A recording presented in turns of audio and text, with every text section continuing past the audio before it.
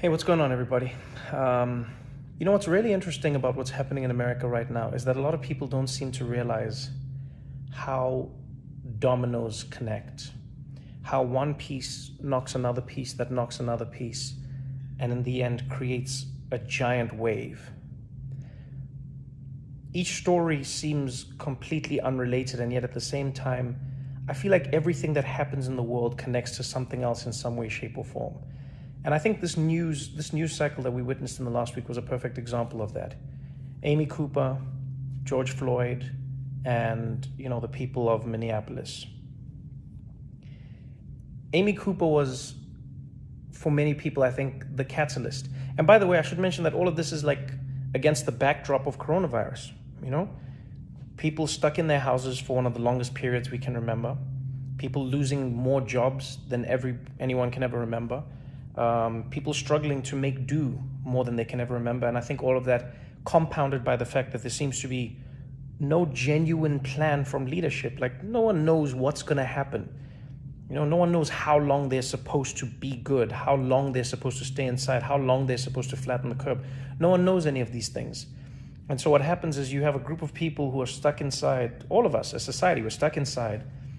And we then start to consume. We see what's happening in the world. And I think Amy Cooper was one of the first moments that one of the first dominoes that we saw get knocked down post-corona for many people. And that was a world where you quickly realize that while everyone is facing the battle against coronavirus, Black people in America are still facing the battle against racism and coronavirus.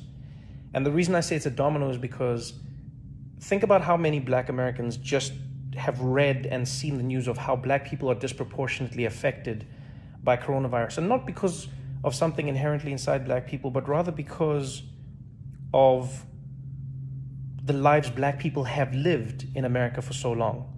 Coronavirus exposed all of it. And now here you had this woman who, we've all seen the video now, blatantly knew how to use the power of her whiteness to threaten the life of another man and his Blackness. What we saw with her was a really, really powerful, explicit example of an understanding of racism in a structural way. When she looked at that man, when she looked at Cooper and she said to him, I'm going to call 911 and I'm going to tell them there's an African-American man threatening my life. She knew how powerful that was. And that in itself is telling. It tells you how she perceives the police. It tells you how she perceives her perception or her relationship with the police as a white woman. It shows you how she perceives a Black man's relationship with the police and the police's relationship with him. It was powerful.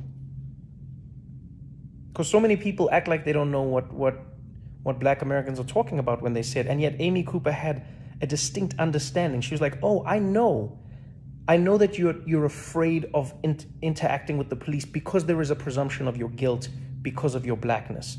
I know that as a white woman, I can weaponize this tool against you, and I know that by the time we've sifted through who was right or wrong, there's a good chance that you will have lost in some way, shape, or form." And so for me, that was the first domino. And so now you're living in a world where so many people are watching this video, so many people are being triggered, because in many ways it was like a gotcha. It was like the curtain had been pulled back. Aha! So you do this, because it's always been spoken about, but this was it was powerful to see it being used. And I think a lot of people were triggered by that. A lot of people were like, damn, we knew it was real, but this is real, I think a lot of people were also angry that some of the outrage that came to her was because of her dog. And I mean, I get it, but it was, a lot of people felt like it would have been great if the dog shelters had the same, I guess, power or Or if police departments were run by the people who run dog shelters, because they seem to act like this. They didn't waste time. They were like, nope, we'd like our dog back, lady. Which I'm going to be honest, I think that was a hell of a punishment. Her job is one thing, taking a white lady's dog. That was a nice dog. And so that was the first domino, you know? It was the first domino where I felt like you could feel something stirring. And all of this, again, is in the backdrop. It's coronavirus has happened. The numbers have come out. You know, the story of Ahmaud Arbery in Georgia, that story has come out. All of these things are happening.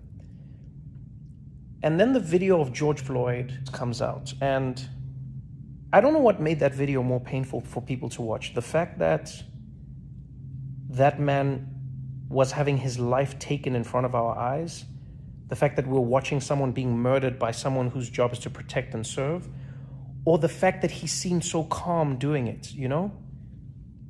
Oftentimes we always told that police feared for their life. It was like a threat. And you know what, you always feel like an asshole when you're like, you didn't fear for your life. Why did you fear for your life? How did you fear? But now more and more we're starting to see that it's like, no, it doesn't seem like there's a fear. It just seems like you can do it, so you did it. There was a black man on the ground in handcuffs, and you could take his life, so you did. Almost knowing that there would be no ramifications. And then again, everyone on the internet has to watch this. Everyone sees it. It floods our timelines as people. And I think one ray of sunshine for me in that moment was seeing how many people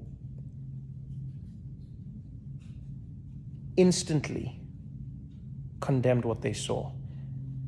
You know, and maybe it's because I'm an optimistic person, but I don't think I've ever seen anything like that, especially not in America. I haven't seen a police video come out and just see across the board. I mean, even Fox News commentators and police chiefs from around the country immediately condemning what they saw. No questions, not what was he doing, not just going, no, what happened here was wrong. It was wrong. This person got murdered on camera. And then the police were fired. Great. But I think what people take for granted is how much for so many people that feels like nothing, you know? How many of us as human beings can take the life of another human being and then have firing be the worst thing that happens to us?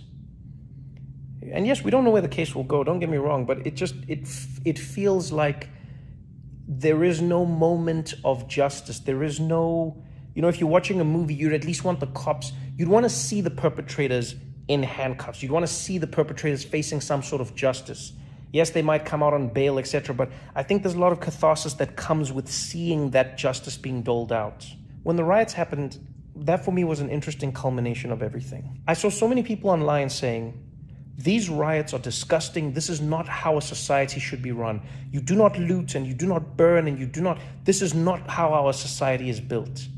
And that actually triggered something in me where I was like, man, okay, society. But what is society? And fundamentally, when you boil it down, society is a contract. It's a contract that we sign as human beings amongst each other.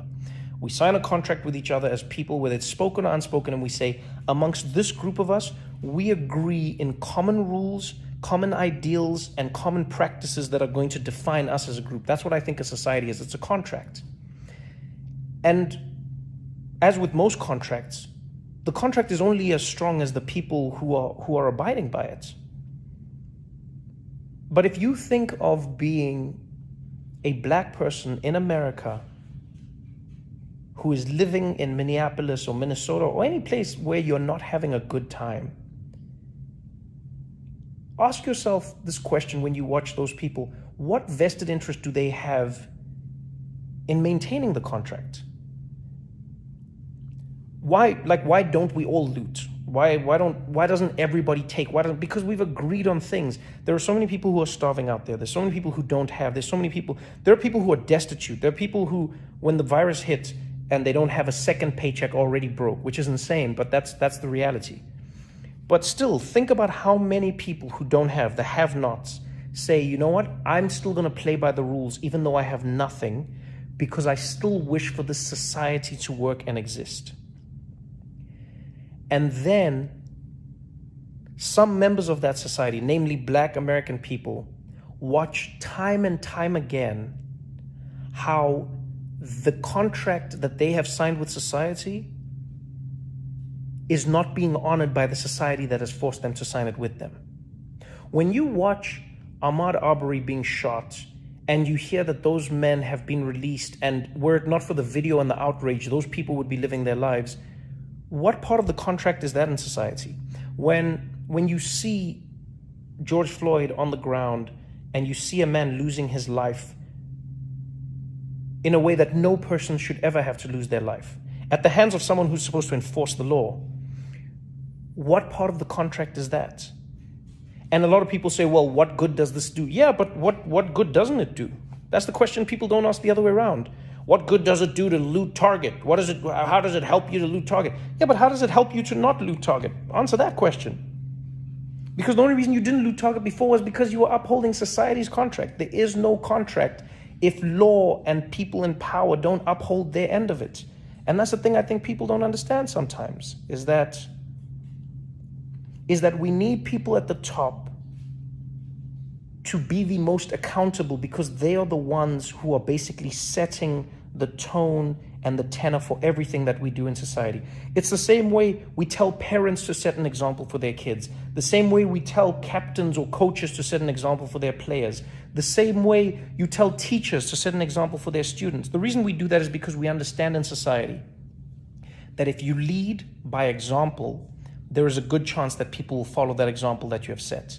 And so if the example law enforcement is setting is that they do not adhere to the laws, then why should the citizens of that society adhere to the laws when in fact the law enforcers themselves don't?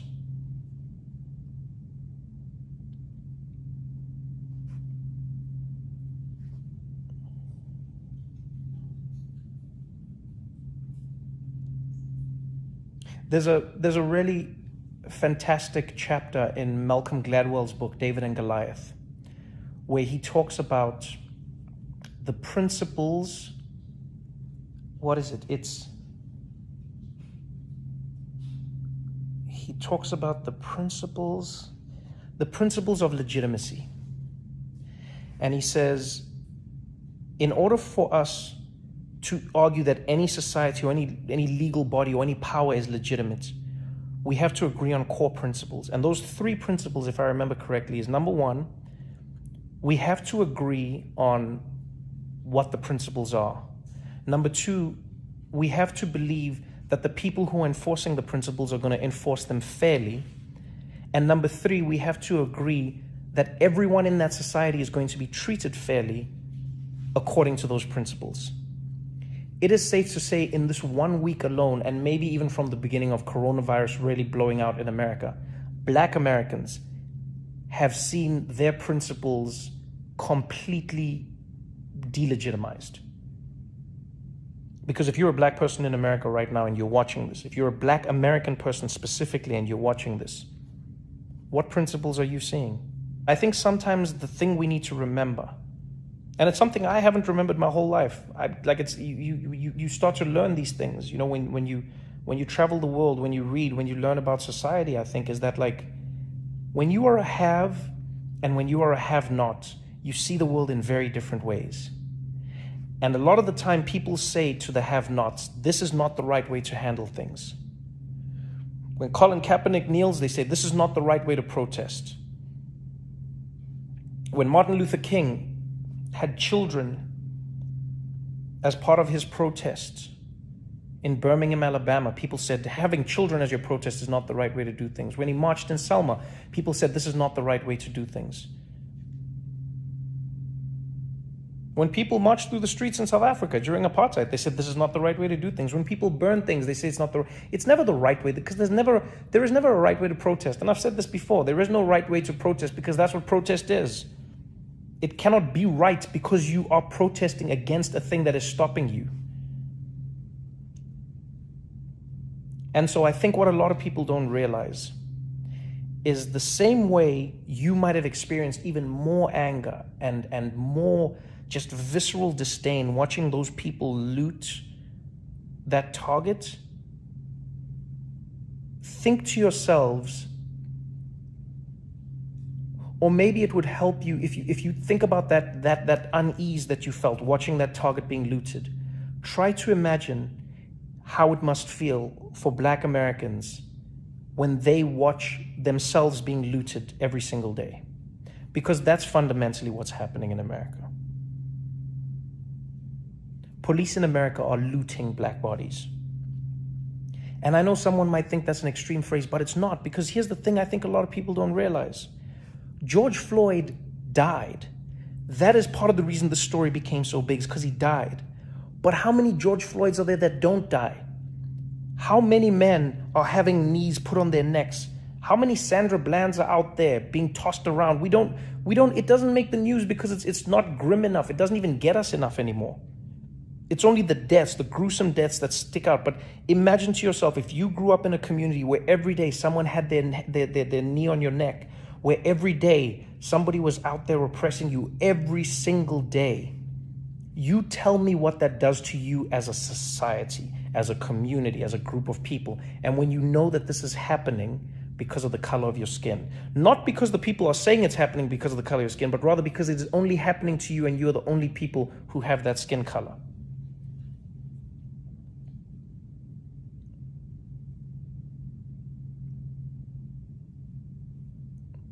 And I know there's people who say, yeah, but well, how come black people don't care when black people kill? But man, that's one of the dumbest arguments ever. Of course they care. If you've ever been to a hood anywhere, not just in America, but anywhere in the world, you'd know how much black people care about that. If you know anything about under-policing and over-policing, though, you would understand how that comes to be. The police show black people how valuable their lives are considered by the society. And so then those people who live in those communities know how to or not deal with those lives. Because best believe, if you kill a white person, especially in America, there is a whole lot more justice than is coming your way than if you killed some black body in a black neighborhood somewhere.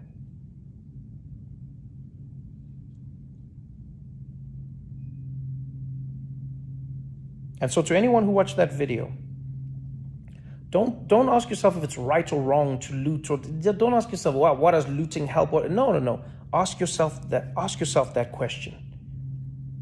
Ask yourself why it got you that much more watching these people loot, because they were destroying the contract that you thought they had signed with your society. And now think to yourself, imagine if you were them watching that contract being ripped up every single day. Ask yourself how you'd feel.